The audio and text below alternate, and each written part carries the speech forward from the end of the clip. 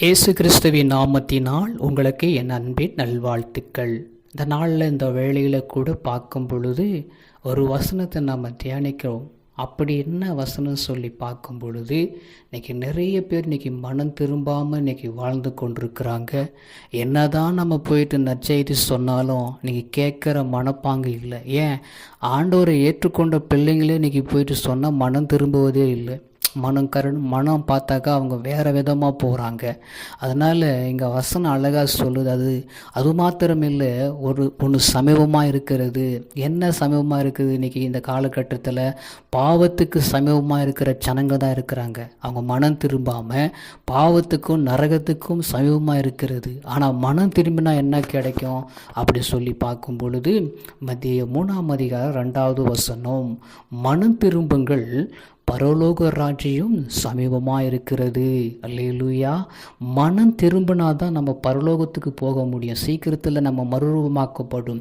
கர்த்தருடைய வருகையில் எல்லாம் எடுத்துக்கொள்ளப்படும் பொழுது நம்ம பரலோக ராஜ்யம் அருகில் சமீபமாக இருக்கிறது, வரப்போகிறது சீக்கிரத்தில்.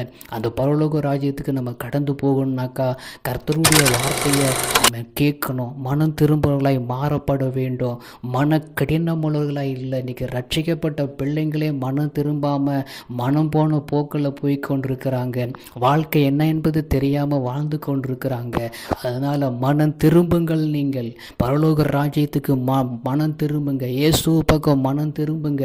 நாங்கள் அப்படியா நம்ம பிரசங்கம் பண்ணுகிற ஒவ்வொருத்தருமாக மாறப்பட வேண்டும். பரலோக ராஜ்யம் சமீபமாக இருக்கிறது, மனம் திரும்புங்க. நரகத்துக்கு போய் வீணாய் போகாதபடிக்கு அதிலிருந்து தப்பித்து கொள்ள நீங்கள் மனம் திரும்புங்கள். ஆண்டவருடைய வார்த்தையை கேளுங்கள். அவருடைய பக்கம் மனம் திரும்புங்க.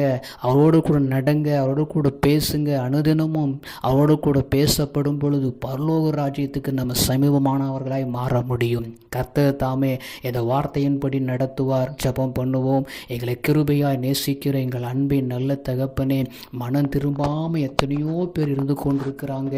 ஆண்டவரே, எங்களை மனம் திருப்பி கொண்டதுனால உமக்கு ஸ்தோத்திரம்.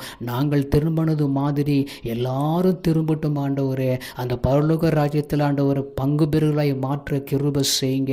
ஆமென். பரலோக ராஜ்யம் சமீபமாக இருக்கிறதுனால நாங்கள் மனம் திரும்புகிறோம். இயேசுவின் நாமத்தினால் வேதத்தின் பக்கமாய் மனம் திரும்பட்டும் ஆண்டவரே. இயேசு பக்கமாக மனம் திரும்பட்டும். இயேசுவினுடைய வழியில் பின்தொடர்ந்து மனம் திரும்பட்டும். இயேசுவின் நாமத்தினால் நீங்களே பொறுப்பெடுங்க. பெரிய காரியங்களை செய்யும். இயேசுவின் நாமத்தில் ஆமென்.